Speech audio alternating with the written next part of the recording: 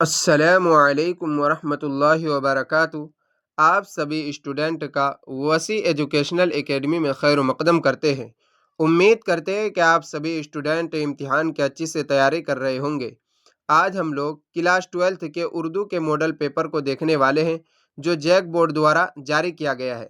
ये उर्दू इलेक्टिव है, जो 80 नंबर का पूछा जाता है और 20 नंबर का आपको प्रैक्टिकल से मिल जाता है। तो चलिए बिना किसी देरी के क्लास शुरू करते हैं, और अगर ये क्लास अच्छी लगे तो लाइक करें और सभी दोस्तों तक इस वीडियो को शेयर करें। चलिए सबसे पहले आप देखेंगे, यहाँ पर ज़रूरी हिदायत दिया हुआ है। क्या क्या है वो पढ़ लेंगे। यहाँ पर दिया हुआ है कि इस सवाल नामे में दो हिस्से हैं, हिस्सा ए और हिस्सा बी। हिस्सा ए में 30 मारूजी सवालात है, जो दरसी और गैर दरसी इक्तिबास और सवाल के सूरत में है। हर सवाल 1 नंबर का है, यानी कि 30 नंबर का जो सवाल है वो 1 नंबर का सवाल है, और आपसे ऑब्जेक्टिव टाइप में 30 नंबर का सवाल पूछा जाएगा। और दूसरा क्या है, हिस्सा बी को 3 हिस्सों में बांटा गया है। हिस्सा अलिफ, बा और जीम, सभी के लिए ज़रूरी हिदायत उन सवालों के सामने दर्जा झेल है। यानी हिस्सा बी में आगे 3 हिस्सों को बांटा गया है, अलिफ, बा और जीम में, वह आगे देखेंगे।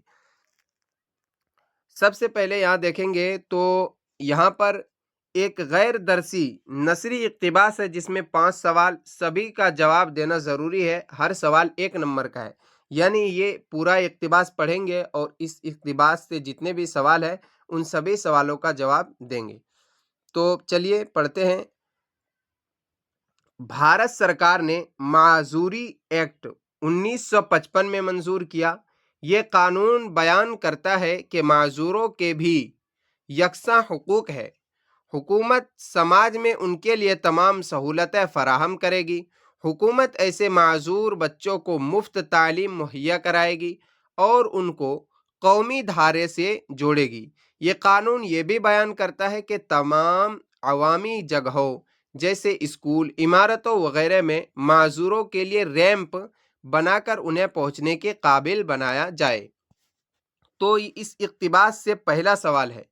पहला सवाल देखते हैं क्या दिया हुआ है। भारत सरकार ने माजूरी एक्ट कब मंजूर किया है? तो यहाँ पर देखेंगे कि भारत सरकार ने माजूरी एक्ट 1955 में मंजूर किया है। कब किया है? 1955 में। 1955 किसमें है? जिम में, यानी ऑप्शन नंबर जिम इसका करेक्ट आंसर हो जाएगा। अगला सवाल आपका दिया हुआ है कि कौन सा कानून माजूर के लिए भी यकसा हुकूक की बात करता है? कौन सा कानून है? तो यहाँ देखेंगे ये कानून बयान करता है कि माजूरों के भी यकसा हुकूक है। ये कानून से मुराद कौन है? माजूरी एक्ट। यानी कि कौन सा ऑप्शन हो जाएगा? ऑप्शन नंबर बी, यानी कि बा। माजूरी एक्ट 1955 ये कानून करता है कि माजूरों के लिए भी यकसा हुकूक हो। यानी क्वेश्चन यानी सवाल नंबर 2 के ऑप्शन नंबर बी इसका करेक्ट आंसर हो जाएगा। अगला सवाल देखते क्या दिया हुआ है। अगला दिया हुआ है कि हुकूमत माजूर बच्चों को कैसी तालीम मुहैया कराएगी? ऊपर में देखेंगे तो यहाँ पर दिया हुआ है, यहाँ दिया हुआ है, क्या दिया हुआ है कि माजूर बच्चों को मुफ्त तालीम मुहैया कराई जाएगी। कैसी? मुफ्त तालीम, यानी कि फ्री में माजूर बच्चों को पढ़ाया जाएगा। तो यहाँ पर क्या हो जाएगा? ऑप्शन नंबर ए इसका करेक्ट आंसर हो जाएगा। यानी हुकूमत माजूर बच्चों को कैसी तालीम मुहैया कराएगी? मुफ्त तालीम, यानी ऑप्शन नंबर ए इसका करेक्ट आंसर हो जाएगा। चौथा सवाल देखेंगे। चौथा सवाल दिया हुआ है कि माजूरों को अवामी जगहों पर जाने के लिए हुकूमत ने क्या बनाने की बात की है? तो क्या बनाने की बात की है? ऊपर देखेंगे तो उसमें रैंप बनाने की बात की गई है, यानी ऑप्शन नंबर जी इसका करेक्ट आंसर हो जाएगा। अगला सवाल देखें तो हुकूमत समाज में किसके लिए तमाम सहूलियतें फराहम करेगी? किसके लिए? बच्चों के लिए, बेटों के लिए, बूढ़ों के लिए, माजूर के लिए। तो ऊपर पैसे जो दिया गया है वो किसके लिए दिया हुआ है? माजूर के लिए, यानी कि ऑप्शन नंबर डी इसका करेक्ट आंसर हो जाएगा। आगे देखेंगे। आगे यहाँ पर दिया हुआ है कि एक गैर दरसी शेयरी इक्तिबास है, जिसमें 5 सवाल है। यानी कि ये शेयर जो दिया हुआ है आपका, ये किताब से नहीं, किताब से बाहर है। इन शेयर को पढ़ेंगे और इनसे 5 सवाल है, और सभी सवालों के नंबर कितने? 1-1 नंबर है। चलिए पढ़ते हैं। गर कौम की खिदमत करता है, एहसान तू किस पर करता है? कह रहा है कि अगर तू कौम की खिदमत कर रहा है तो किसी पर एहसान नहीं कर रहा है। क्यों गैरों का दम भरता है, क्यों खौफ के मारे मरता है? उठ बांध कमर क्या डरता है, फिर देख खुदा क्या करता है। जो उम्र मुफ्त गवाएगा वो आखिर को पछताएगा। यानी कि अगर कोई उम्र मुफ्त गवा रहा है तो वो क्या आखिर में क्या होगा, पछताएगा। कुछ बैठे हाथ न आएगा, जो ढूंढेगा वो पाएगा। यानी बैठे बिठाए कुछ नहीं आएगा, जो ढूंढेगा वही पाएगा। तू कब तक देर लगाएगा, ये वक्त भी आखिर जाएगा। उठ बांध कमर, क्या डरता है, फिर देख खुदा क्या करता है। इन सवालों को देखेंगे तो यहाँ पर पहला सवाल दिया हुआ है कि क्या कौम की खिदमत एहसान है, हाँ या नहीं। तो कौम की खिदमत करना एहसान नहीं है। कौम की खिदमत करना क्या है, एहसान नहीं है। ये कुछ किसी पर तुम एहसान नहीं कर रहे हो। ऊपर देखेंगे तो यहाँ पर दिया हुआ है, क्या दिया हुआ है कि अगर कौम की खिदमत करता है तो एहसान तो किस पर करता है, यानी कि तू किसी पर एहसान नहीं कर रहा है अगर तुम किसी कौम की खिदमत कर रहे हो। तो इसका क्या हो जाएगा, ऑप्शन नंबर बी इसका करेक्ट आंसर हो जाएगा। यानी कि बे इसका क्या हो जाएगा, करेक्ट आंसर हो जाएगा। अगला सवाल देखते हैं यहाँ पर, जो उम्र डैश गवाएगा। ये क्या दिया, जो उम्र डैश गवाएगा। तो यहाँ पर क्या आएगा, मुफ्त आएगा, नकद आएगा, उधार आएगा या मांग कर आएगा। तो यहाँ पर देखेंगे तो आप यहाँ पर देखेंगे पाएंगे क्या दिया हो, जो उम्र मुफ्त गवाएगा। तो यहाँ पर क्या आएगा, मुफ्त आएगा। यानी कि ऑप्शन नंबर ए इसका क्या हो जाएगा, करेक्ट आंसर हो जाएगा। ऑप्शन नंबर ए इसका करेक्ट आंसर हो जाएगा। अगला सवाल दिया हुआ है कि जो उम्र मुफ्त गवाएगा वो आखिर में क्या करता है, खुश होता है, दुखी होता है, चिल्लाता है या पछताता है। तो क्या होता है, यहाँ पर देखेंगे तो यहाँ पर क्या दिया हुआ है, यहाँ पर देखेंगे तो क्या दिया हुआ है आपका, देखेंगे यहाँ पर देखिए क्या दिया हुआ है। यहाँ पर दिया हुआ है जो उम्र मुफ्त गवाएगा वो आखिर को पछताएगा। क्या दिया हुआ है, पछताएगा। यानी कि ऑप्शन नंबर इसका क्या हो जाएगा, तो इसका ऑप्शन नंबर हो जाएगा डी। यानी कि ऑप्शन नंबर डी इसका करेक्ट आंसर हो जाएगा। अगला सवाल में क्या कह रहा है कि शायर उठने के बाद क्या करने को कह रहा है, कमर बांध कर बांधने को कह रहा है, कुछ नहीं करने को कह रहा है, सो जाने को कह रहा है या शोर मचाने को कह रहा है। तो शायर देखिए ऊपर में क्या कह रहा है कि इसमें देखेंगे तो शायर क्या कह रहा है, इसमें कह रहा है कि उठ बांध कमर, यानी कमर बांधने को कह रहा है। उठने के बाद क्या कह रहा है, कमर बांधने को। यानी कि इसका क्या हो जाएगा, ऑप्शन नंबर ए इसका करेक्ट आंसर हो जाएगा। शायर उठने के बाद कमर बांधने को कह रहे हैं, यानी ऑप्शन नंबर ए इसका करेक्ट आंसर हो जाएगा। अगला सवाल देखेंगे तो अगला सवाल दिया हुआ है, फिर देख खुदा क्या करता है से शायर क्या कहना चाहता है। हर काम आसान हो जाएगा, किसी काम में दुश्वारी नहीं होगी, बिगड़े काम भी बन जाएंगे, या इनमें से सभी। तो इसका क्या हो जाएगा, इनमें से सभी। यानी अगर किसी काम को करने के लिए तुम हिम्मत जुटा लो तो हर काम आसान हो जाता है, किसी काम में दुश्वारी भी नहीं होगी, बिगड़ा काम भी बन जाएगा। तो यहाँ क्या हो जाएगा, ऑप्शन नंबर डी इसका करेक्ट आंसर हो जाएगा।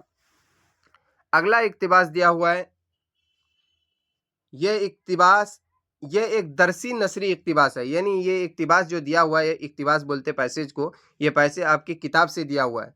ये एक दरसी नसरी इक्तिबास है जिसमें 5 सवाल है, सभी सवाल का जवाब देना ज़रूरी है। हर सवाल 1 नंबर का है। तो पहले पढ़ लेते हैं। काशी के आर्या मंदिर में पंडित अमरनाथ की तकरीर हो रही है। नाजरीन मशहूर बैठे हुए हैं। प्रोफेसर दान नाथ ने आगे खिसक कर अपने दोस्त बाबू अमृत राय के कान में कहा, रटी हुई तकरीर है।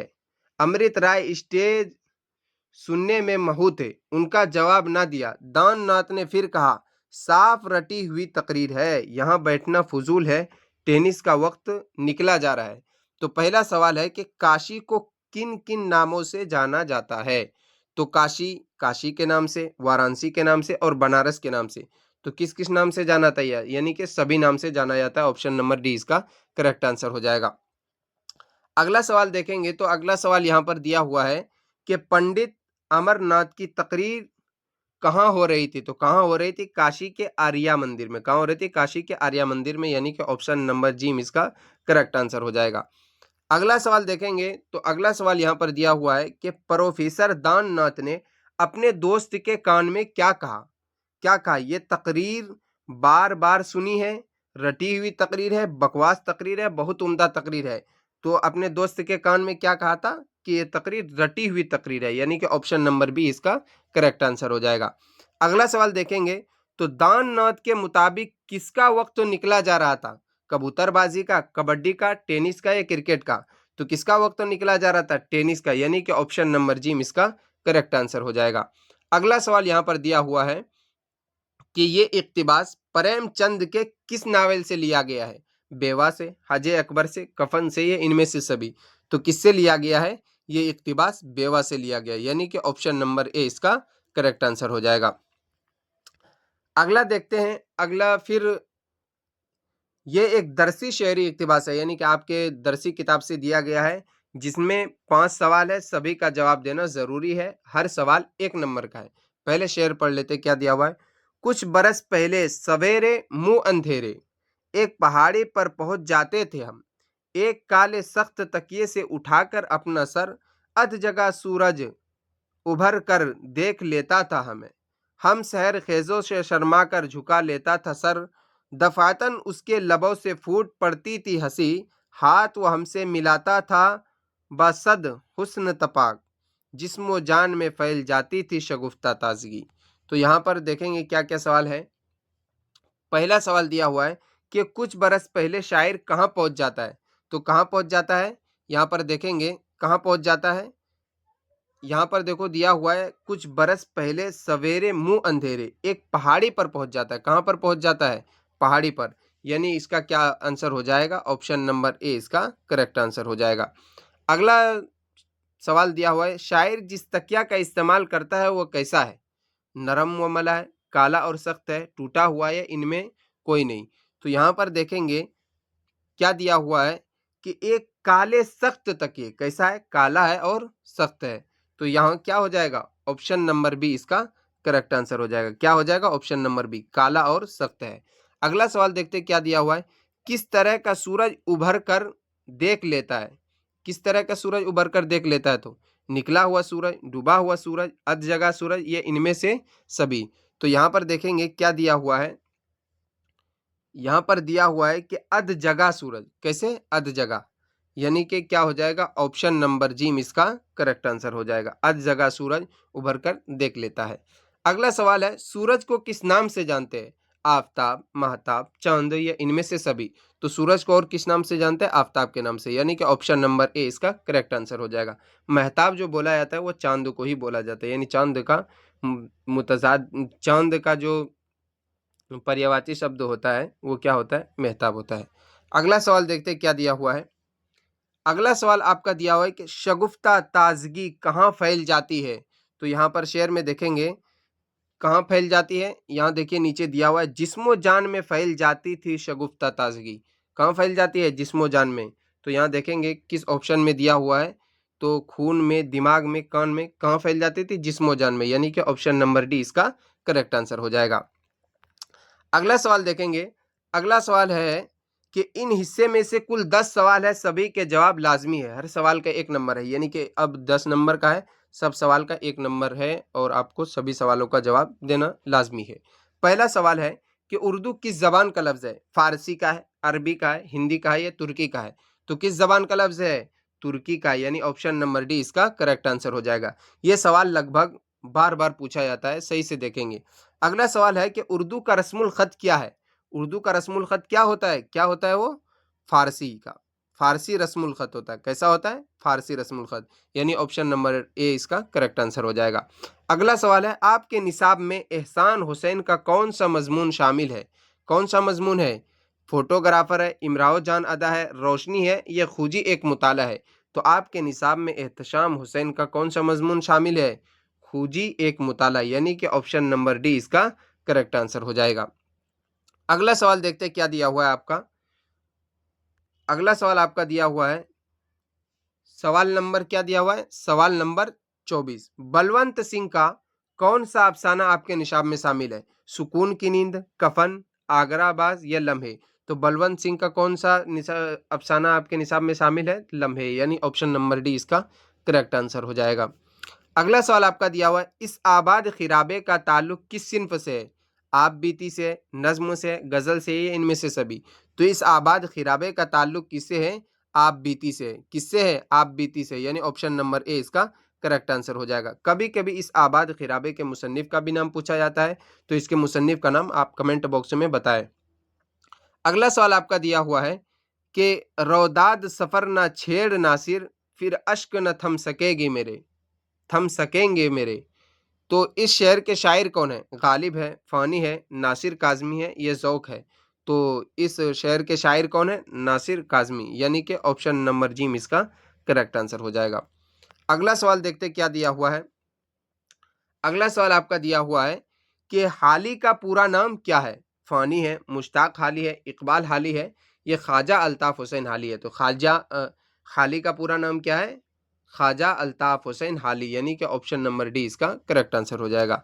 अगला सवाल है, इस्म किसे कहते हैं? नाम को, शाम को, काम को, या ख़ानदान को? तो इस्म किसे कहा जाता है? तो नाम को कहा जाता है, यानी कि ऑप्शन नंबर ए इसका करेक्ट आंसर हो जाएगा। अगला सवाल यहाँ पर दिया हुआ है कि आग की पूजा करने वाले को क्या कहते हैं? दौलतमंद, गरीब, आतिश परस्त, या इनमें से सभी? तो आग की पूजा करने वाले को क्या कहते हैं? आतिश परस्त, यानी ऑप्शन नंबर जी में इसका करेक्ट आंसर हो जाएगा। कैसे? तो देखिए, आतिश मतलब आग होता है और परस्त मतलब पूजना होता है। तो आग की पूजा करने वाले को क्या बोलते हैं? आतिश परस्त।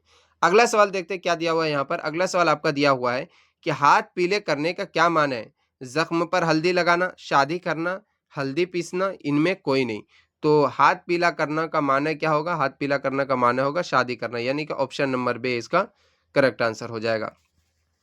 अगला अब सेक्शन बी आ गया है। इनमें देखेंगे तो इनमें पहला हिस्सा है अलिफ, जिसमें कितने नंबर है? सवाल नंबर 31 से लेकर 38 सवाल है, मुख्तसर तरीन सवाल है। इनमें से कुल 6 सवालों का ही जवाब देना ज़रूरी है, जिनमें से हर एक का 2 नंबर आपको मिलेंगे।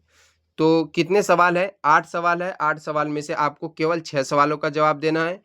तो यहाँ पर पहले क्वेश्चन पढ़ लेते हैं, इसका जवाब हम नीचे दिए हैं। यहाँ पर देखिए, जैसे हिस्सा ए है तो इसका आंसर यहाँ पर दिया हुआ है।